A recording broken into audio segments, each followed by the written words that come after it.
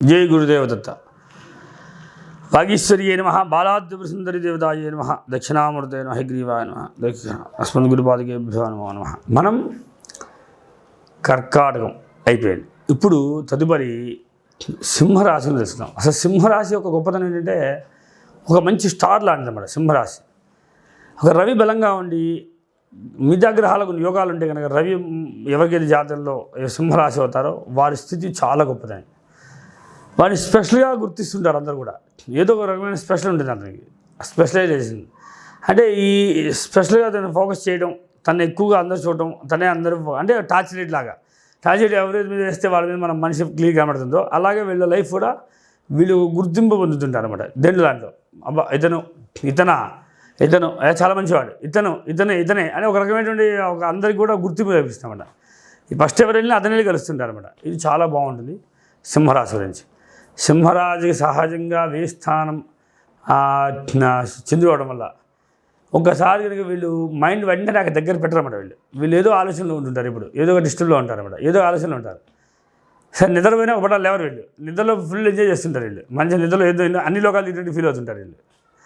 తర్వాత వీరి మాట తీరు విధానం ఉంటుంది సరే, ఎదుటి వ్యక్తి చాలా రాయిలా గుచ్చుకునే అవకాశాలు ఉంటాయి, అంటే చాలా బాధాకరంగా ఉంటాయి కూడా.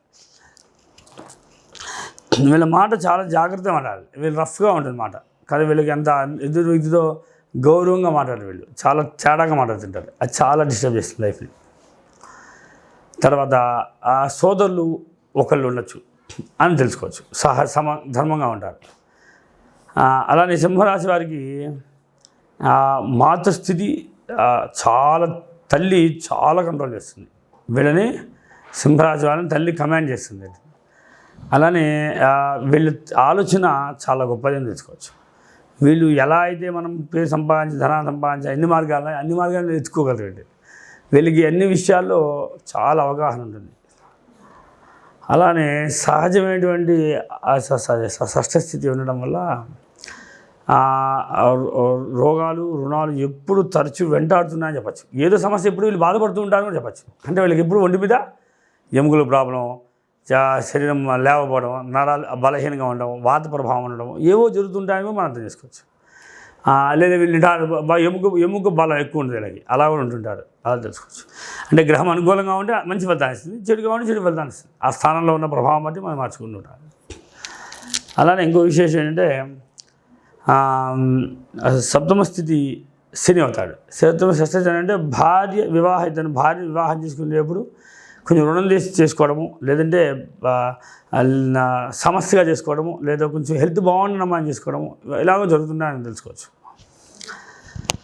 తర్వాత ఈ సింహరాశి వారికి సహజ అష్టమము మేషం అవడం వల్ల గురుడు ఈ జాతకానికి కొంత యోగదాయకంగా ఉంటాడు, కొంత యోగించినట్టుగా ఉంటాడు.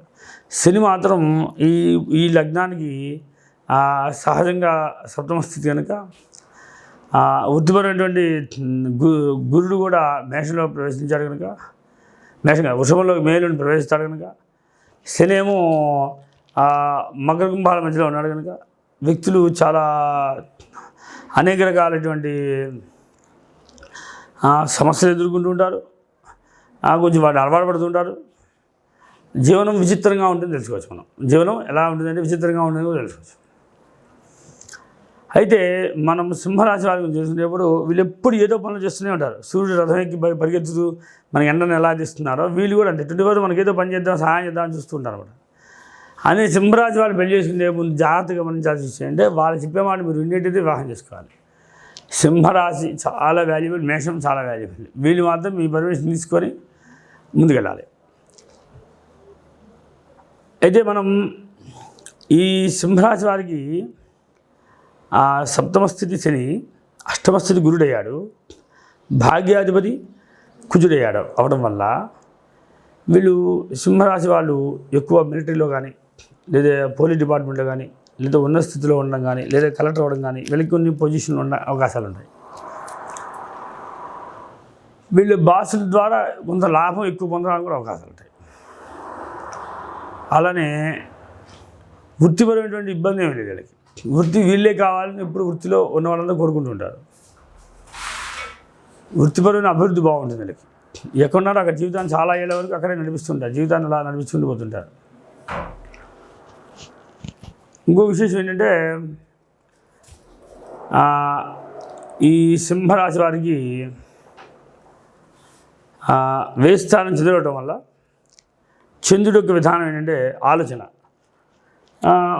దేనికోసం ఖర్చు పెడుతున్నా తెలియదు, దేనికోసం తిరుగుతున్నా తెలియదు, దేనికోసం తిరుగుతుంటారు, ఖర్చు పెడుతుంటారు, పోతుంటారు, వస్తుంటారు. అంటే మనసు నిలకడగా ఉంటుందని కూడా తెలుసుకోవచ్చు. వాళ్ళు ఏం పని చేస్తున్నారో వాళ్ళకి క్లారిటీ ఉంటుందని అనుకోవచ్చు మనం. ఇన్ని విశేషాలు ఉన్నాయి. అలా సింహరాశి వాళ్ళకి ఇంకో విశేషం ఏంటంటే వెనకాల ఆలోచన ఏమో కరెక్ట్గా ఉండదు, ముందేమో ధనం సమృద్ధిగా లేదు, కుటుంబం పట్ల గౌరవం లేదు, చాలా సమస్యలు ఇబ్బందుంటారు, అన్ని జీవితాలని కనబడుతుంటాయి. అది పరిగణలో తీసుకుంటూ ఒకవేళ బాగా ఇబ్బందిగా ఉంటే మీకు గురుడు శ్లోకం చదవండి, గురు శ్లోకం చదువుకోండి. అలా శని శ్లోకం చదివితే సమస్య వెళ్ళిపోతే బాగుంటారు. ఈ సింహరాశి వాళ్ళు మాత్రం ఎప్పుడు కూడా తరచూ ఏదో ఒకటి హెల్త్ ప్రభావితం ఎముకల సమస్యలు వస్తూ ఉంటాయి. కానీ జాగ్రత్త పాటించడం మంచిది.